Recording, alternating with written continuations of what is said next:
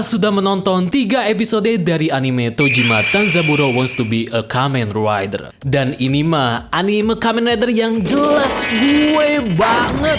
Dan apakah anime ini layak ditonton untuk kita para toku fans terkhusus pecinta Kamen Rider? Tentunya akan merangkum semua jawabannya lewat komentar atau first impression singkat terkait 3 episode dari Tojima Tanzaburo Wants to be a Kamen Rider. Dan selamat datang kembali di dunia Tokusatsu.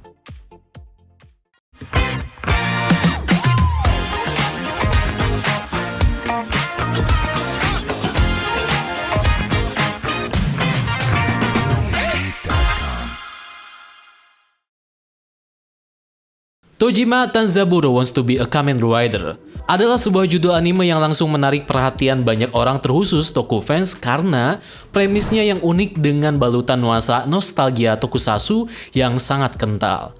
Series ini berpusat pada kisah Tanzaburo Tojima, seorang pekerja konstruksi yang telah mencapai usia 40 tahun. Namun, masih memegang teguh impian masa kecilnya yang bisa dibilang ekstrim dan tidak mungkin tercapai, yaitu menjadi Kamen Rider. Premis ceritanya ini menggabungkan obsesi fandom atau toku fans dengan realitas kehidupan dewasa yang sangat keras, menjadikannya sebuah anime yang sangat menarik untuk diikuti, meskipun terkesan sedikit absurd. Series anime ini diadaptasi dari manga seinen komedi yang dibuat oleh Yokusaru Shibata, kreator yang dikenal melalui karya-karya seperti Air Master dan 81 Diver. Manga ini memulai serialisasinya pada tahun 2018.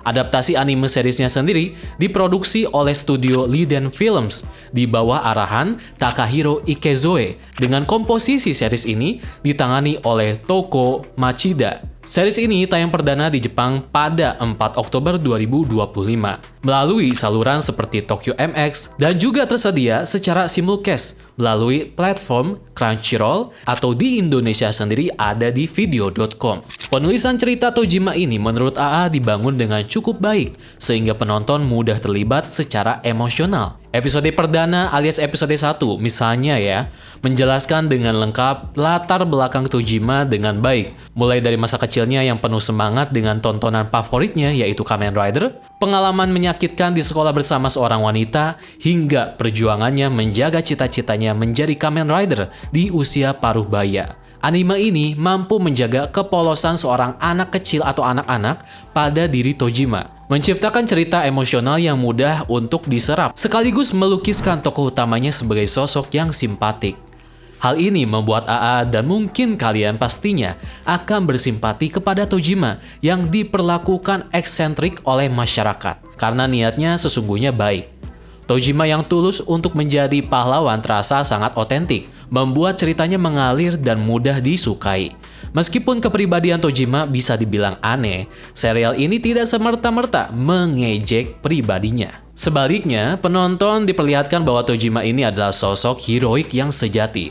Ia selalu gigih berlatih, berani mempertaruhkan dirinya bahkan sampai berdarah-darah dipukuli musuh untuk menolong orang lain, dan pantang berhenti menegakkan keadilan tentunya. Di luar karakter MC kita ini, ada karakter pendukung yang tentunya mendapat sorotan yang cukup baik di episode perdana anime ini, yaitu Yuriko, sebagai guru muda yang memiliki hasrat untuk menjadi tackle. Dengan adanya sosok wanita yang bisa dibilang sama dengan Tojima, membuat dinamika karakter di series ini cukup menarik. Kita tahu bahwa ia adalah sosok wanita yang kuat, yang ingin mewujudkan mimpinya sebagai sosok hero wanita pertama mungkin ya di muka publik. Dan tentunya karakter Tackle ini merupakan salah satu karakter hero wanita yang ada di series Kamen Rider Stronger. Nah, dia ini menciptakan persaingan bisa dibilang, dan kerjasama tak terduga dengan Tojima, alias si penggemar Kamen Rider Ichigo. Debut Yuriko dibuat dengan cukup heroik dan lucu. Meskipun di beberapa sisi karakter, Yuriko sering diperlihatkan dengan kemasan yang sedikit sensual atau dewasa. Ada juga Mitsuba dan Yukarisu yang kemudian menambah lapisan cerita konflik yang menarik. Keduanya memiliki hubungan romantis dan keterikatan dengan kisah Kamen Rider. Tentu, AA sebagai yang belum pernah membaca manganya sekali lagi dibuat sangat penasaran dengan realisasi tema utama dari anime ini, tentang bahwa mimpi masa kecil dan tokoh fiksi Kamen Rider ternyata menuntun mereka atau siapa saja bisa berhadapan dengan kenyataan nyata yang berbahaya, apapun itu bentuknya. Kita tahu bahwa dalam 3 episode awal Tojima Tanzaburo Wants to be a Kamen Rider, ancaman yang dihadapi Tojima dan teman-temannya berkembang secara bertahap, dari musuh ringan bernuansa komedi hingga ancaman serius yang menunjukkan kegelapan sejati dunia tokusatsu. Seperti di episode pertama misalnya, Tojima berhadapan dengan geng kriminal berkostum shocker palsu dipimpin oleh Hachiro Nakao. Kelompok ini hanyalah sekelompok penjahat biasa yang memanfaatkan citra nostalgia organisasi jahat dari era Kamen Rider untuk menakut-nakuti warga. Pertarungan mereka lebih ke bernuansa parodi, memperlihatkan sisi lucu dan heroik dari Tojima yang masih belajar memahami arti menjadi pahlawan. Namun mulai dari episode kedua, situasi berubah. Muncul sosok misterius yang ternyata adalah shocker kombatan asli. Bukan lagi manusia biasa, melainkan prajurit super yang kuat dan mematikan. Kehadirannya menandai pergeseran ton cerita dari komedi awalnya ke arah aksi yang tentunya serius, ala Kamen Rider. Memperlihatkan bahwa dunia yang dihuni Tojima memang benar-benar terhubung dengan warisan gelap organisasi shocker. Di episode ketiga, ancaman meningkat lagi dengan munculnya monster berkepala menyeramkan yang dikenal sebagai Shocker Executioner. Ia adalah figur besar dengan kekuatan brutal, menegaskan bahwa organisasi Shocker dalam anime ini memiliki struktur kuat dan tujuan yang jauh lebih besar dari sekedar menciptakan kekacauan. Sosok ini tidak hanya menyerang musuh, tetapi juga menghabisi anak buahnya sendiri, yang dimana ini semua memperlihatkan sisi kejam dari villain khas tokusatsu klasik.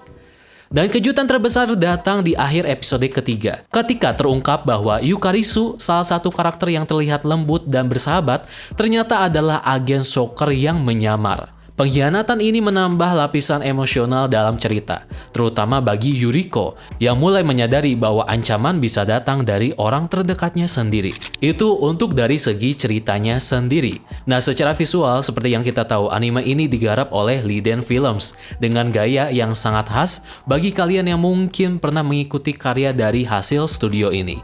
Kualitas animasi yang sangatlah menonjol, terutama dalam adegan-adegan aksi, sangatlah terasa dan mungkin salah satu jurus andalan dari studio yang satu ini. Animasi serial ini memiliki dua visualisasi yang berbeda, seperti ketika menampilkan cerita dunia nyata atau si Tojimanya di kehidupan normalnya, terlihat ton dan animasinya dikemas dengan ton normal atau serius. Dan satu lagi visualisasi animasi di dalam pertunjukan, yang di sini para MC yang telah menjadi hero. Ketika adegan-adegan ini, animasi serta visual yang ditampilkan seketika berubah menjadi bergaya artistik dengan ton warna yang cerah. Animasinya yang tentunya solid, dibalut dengan sound effect serta BGM Kamen Rider yang sangat luar biasa epic. Membuat serta kalian mungkin bisa merasakan bahwa adegan ini adalah adegan epic Kamen Rider yang sering kita tonton di versi live actionnya. Jujur sangat memuji sekali sound efeknya yang sangat juara ketika mereka sedang bertarung. Suara efek pukulan dan dentuman fisik yang dikeluarkan membuat nuansa pertarungannya semakin epic. Untuk openingnya yang berjudul Wannabe, menurut aku openingnya cukup kece ya, dengan balutan vokal yang energik dari Shigeru Matsuzaki dan rapper Top Hub Matkyo, menghadirkan nuansa rock pop sesuai semangat dari series animenya.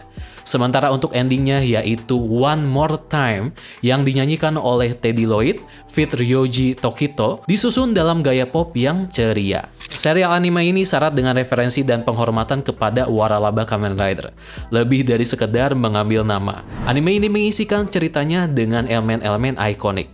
Sebagai contoh, kemunculan Shocker sebagai musuh yang ternyata nyata di dunia Tojima merujuk langsung pada organisasi antagonis klasik di series Kamen Rider pertama di tahun 1971. Dan kerennya lagi, beberapa karakter asli dari series Kamen Rider hadir sebagai cameo di anime ini. Seperti contohnya ada Pak Hiroshi Fujioka, aka Takeshi Hongo sang Kamen Rider.